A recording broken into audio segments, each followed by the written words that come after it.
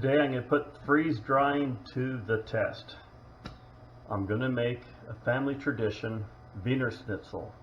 This recipe comes to me from my mother, who is from Vienna, Austria.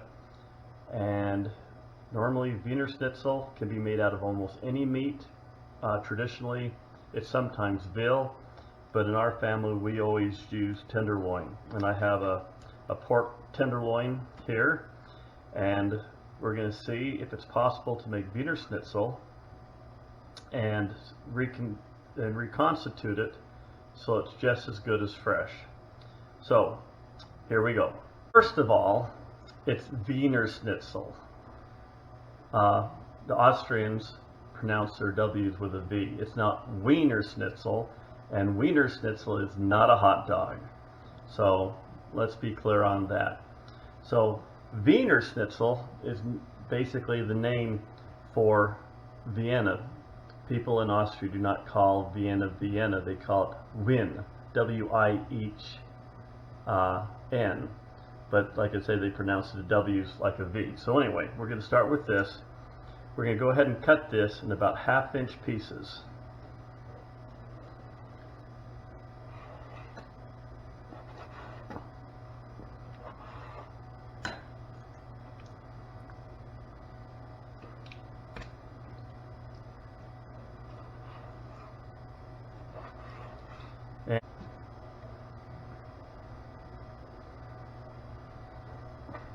That's much nicer.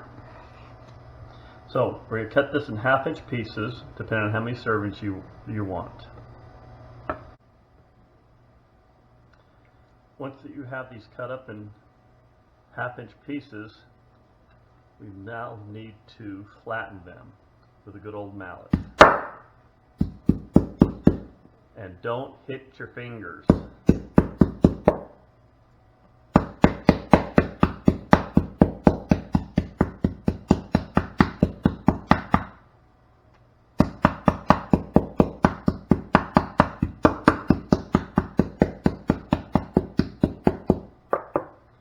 So you're going to take them from about a 1/2-inch piece down to about an 1/8-inch piece of meat, just like that. We have flattened all of our meat. This is all finished. The next thing we need to do is set up the breading station. Now, I've never done any freeze-dried food that has a breaded surface, and that poses some problems because in order to reconstitute it, you need to add water to the food. Well, if it has breadcrumbs on it, how do you add water to the food without washing away the breadcrumbs? And so that's where the challenge is for this meal. Okay, so we're going to put the meat aside. We're going to need 3 shallow bowls to set up the breading station. This is station number 1, and into that we're going to put 1 cup of flour. Now, in this case, in my family, I have one person who has celiac disease, and then I have one person who has Hashimoto's disease. And so in this case, we're going to make this gluten-free. The thing I like about this recipe is because it's gluten-free, you can hardly taste the difference between regular flour and the gluten-free flour.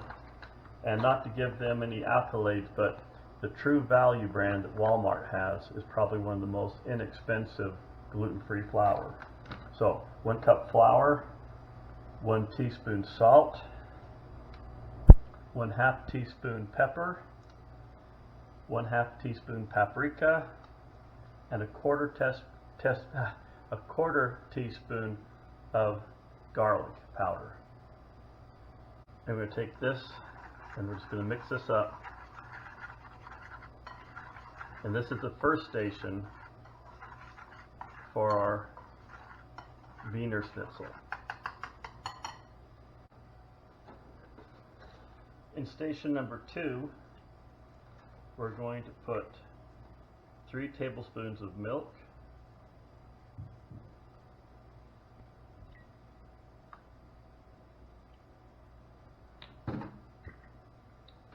and 3 eggs. Now we have we raise our own chickens, and so we have all different. This egg's kind of like a light blue. We got a dark brown and a tan colored egg. So we have all different kinds and colors of eggs.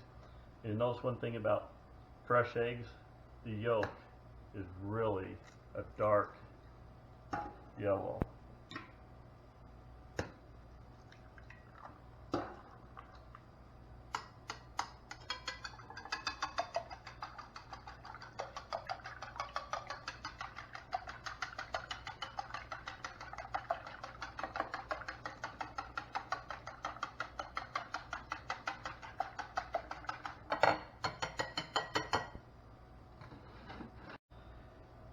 In our third bowl is going to be our final station, and we're going to add gluten-free breadcrumbs. Now, getting gluten-free breadcrumbs, which we're doing putting in 2 cups, can be kind of difficult. If you don't have a whole lot of gluten-free breadcrumbs, sometimes you can use or supplement cornmeal. But usually when we have extra slices of bread, or we make gluten-free rolls or other gluten-free bread products, we'll let it dry out, and we'll grind it up, and we'll make our own gluten-free breadcrumbs. So 2 cups gluten-free breadcrumbs, and just like the seasoning in the first bowl, we're going to add 1 teaspoon salt, half a teaspoon pepper, half a teaspoon paprika, and half a teaspoon garlic powder. And we're going to mix this all up.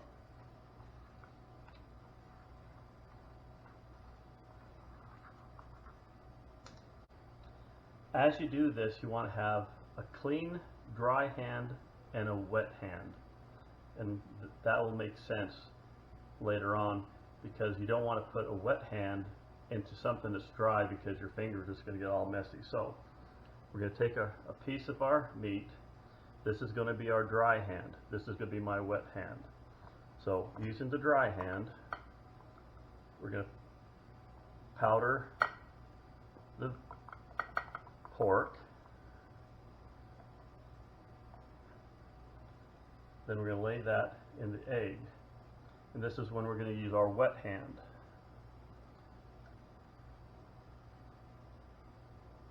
So we're going to drench it in the egg mixture and put it in our breadcrumbs. And this is when we go back to our dry hand. We're going to bury that in the breadcrumbs.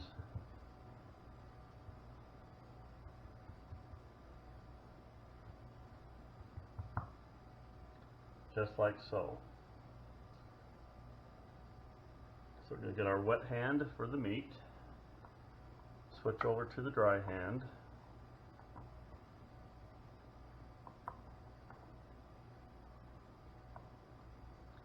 sometimes I'll actually put my wet hand behind me so I don't make the mistake of touching it.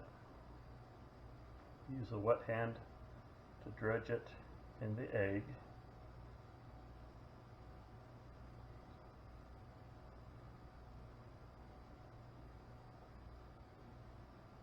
Use the dry hand to cover it up.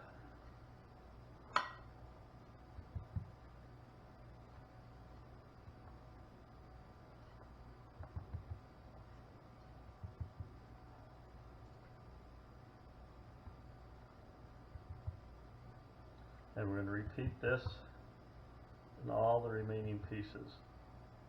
If you're doing a large amount of this, then you can always add more ingredients. Usually, what I find out that I usually end up running out of the breadcrumbs before I run out of the flour or the egg mixture.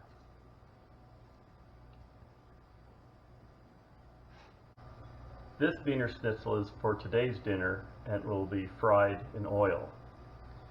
This Wienerschnitzel in this pan is going to be freeze-dried raw and then reconstituted. Now, currently I have my freeze dryer going and I do not have an extra set of trays, but I'm just using a regular cookie sheet, keeping everything under 7 inches, and I'll be able to transfer this food into an empty tray when one becomes available. This is going to go in the freezer right now for pre-freezing.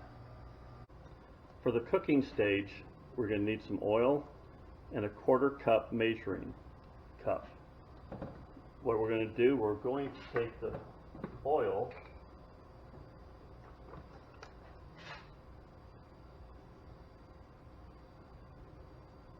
and put that in our fry pan. And after each batch of Wienerschnitzel, we're going to wipe out the oil, pour the bad oil or the used oil into this pan, which is metal. Do not use plastic. And then we're going to put new oil in for each batch, because we don't want the crumbs from the previous batch burning and spoiling the taste for the next batch of Wienerschnitzel. Now, I have done Wienerschnitzel before and cooked it and freeze-dried it. And in that state, I just ate it right out of the bag. It was really, really good. So that's why I want to try to see if I can do it raw and then rehydrate it and then cook it again and see how close it comes to the final product. Now we're just about ready. The oil is barely starting to smoke, and I'm basically on medium-high heat.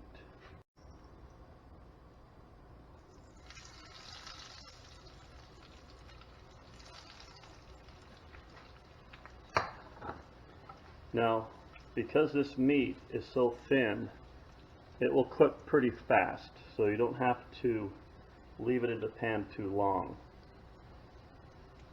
Now, my mother, being from Austria, she immigrated right before the Anschluss. That's when basically Hitler bullied Austria into capitulation. And so she left and came to Wisconsin, where she met my father.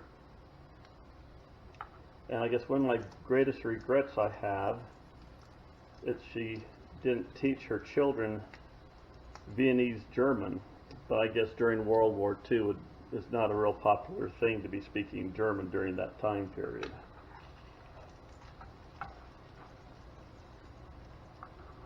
Now, because I'm using gluten-free breadcrumbs brown, it takes a longer period of time for gluten-free breadcrumbs to brown than regular breadcrumbs. So if this was regular breadcrumbs, I would have flipped this much earlier. But you just want to have, like, you know, the golden brown texture on here.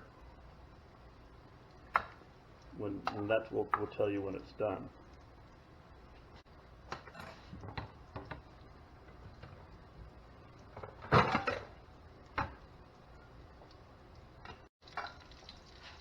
I'm going to put a tray with a screen in there.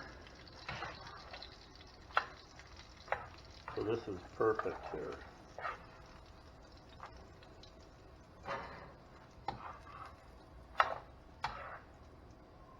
And that will let drain over there.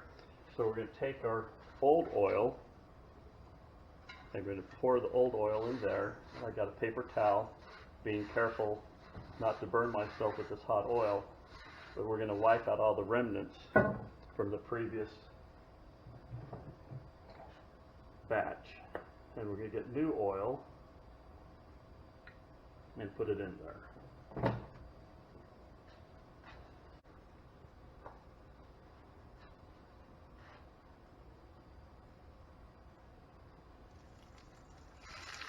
That's a big piece right there.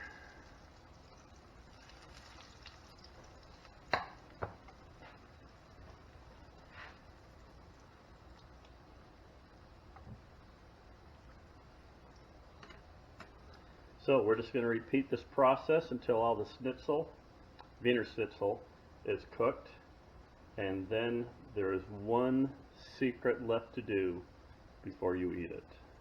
And I'll show you that when it's all cooked and ready to go.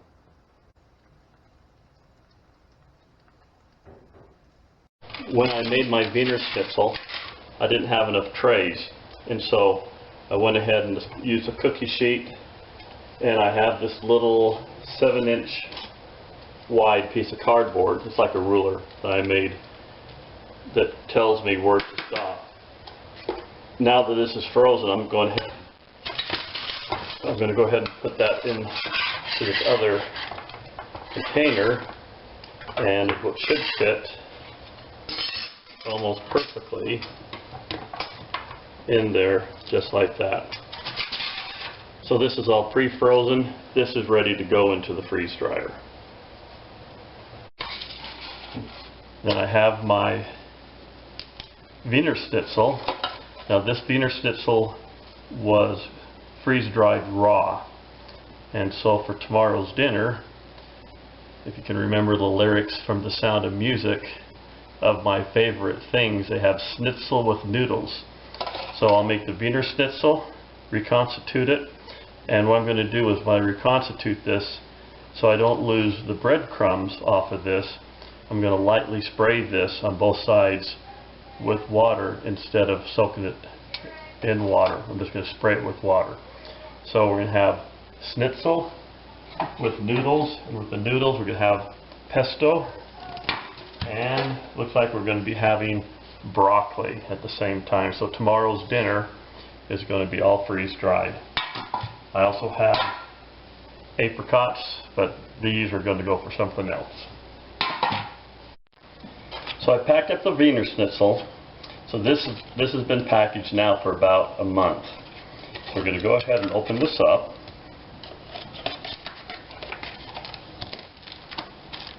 And this was vacuum sealed. That's why the package looks so tight.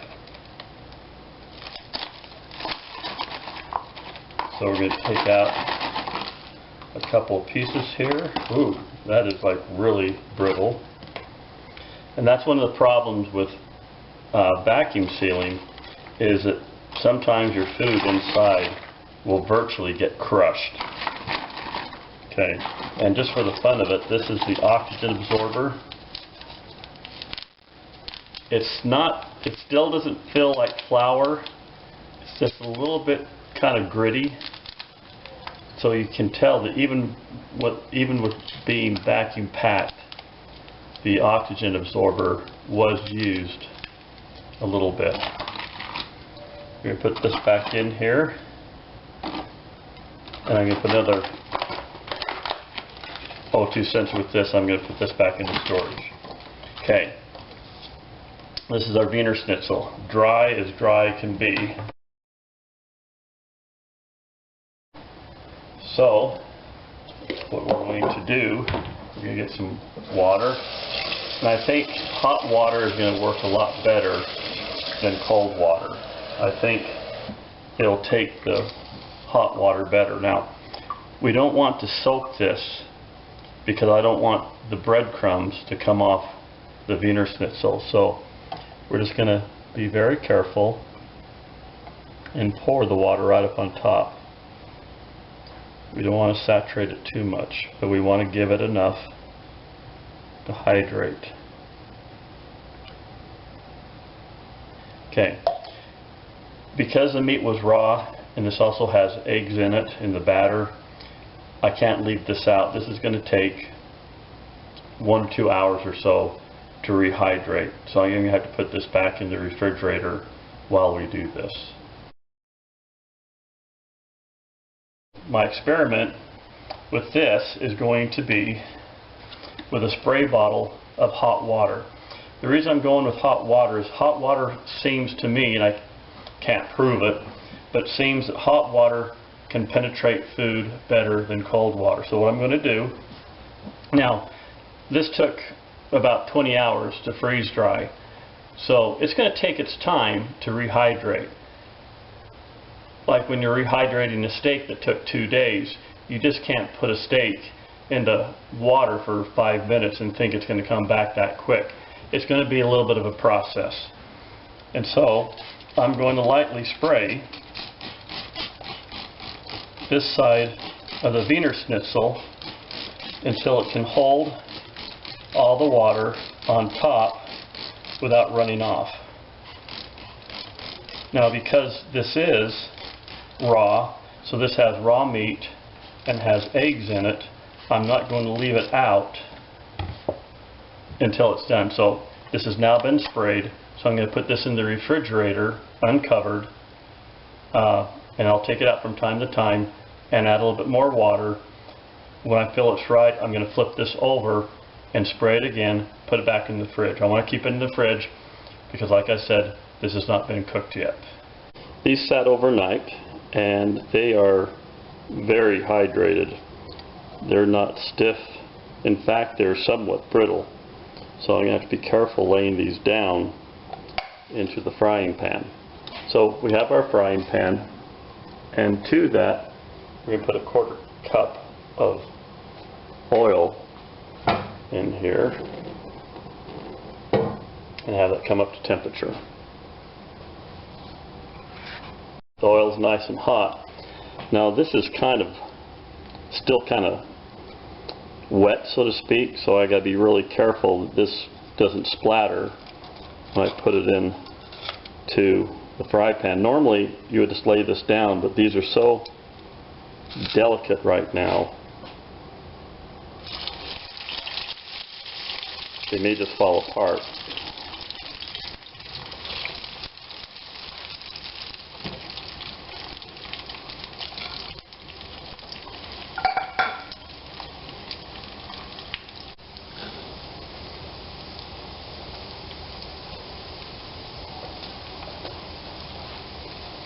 As you can see, they're this one's kind of breaking up here.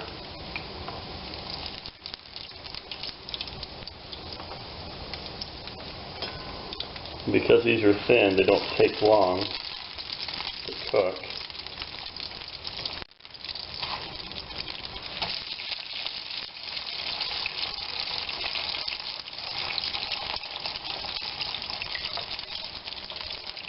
This one's giving me all kinds of problems.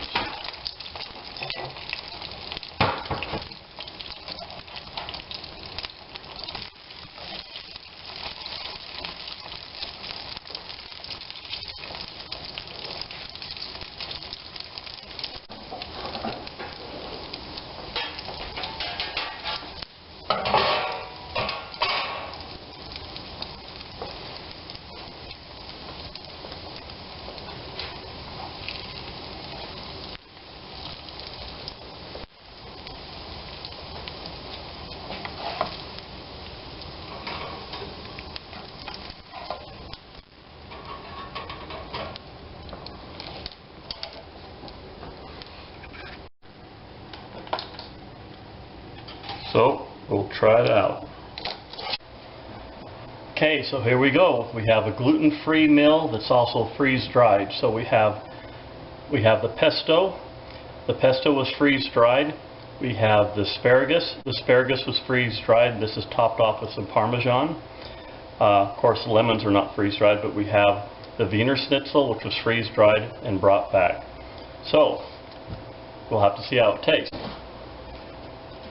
Try the Wienerschnitzel here. That is really good, except I forgot to put the lemon on it. Got a seed there.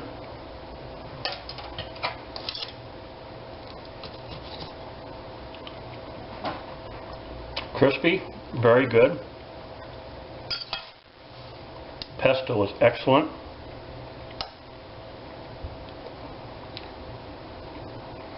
Oh, asparagus came out better than I expected. This is a great meal. Yeah, it was good.